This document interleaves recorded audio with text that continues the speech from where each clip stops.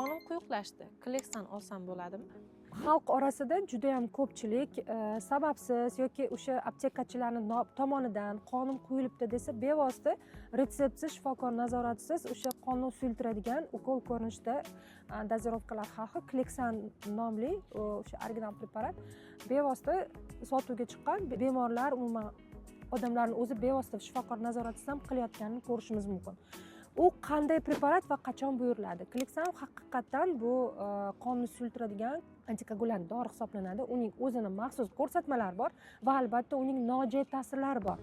Albatta borki, bemorlar nojo'ya ko'rsatmasi ham juda ham ko'p bo'ladi va qarshi ko'rsatmalari bor.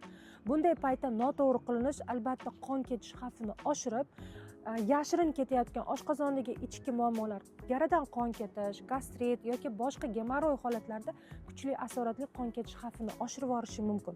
Shuning uchun jigarda muammo, yashirin muammolar ketayotgan bo'lsa, koagulopatiya alomatlari bo'layotgan bo'lsa, bu umuman absolyut qarshi ko'rsatma bo'ladi bu dorini qo'llash.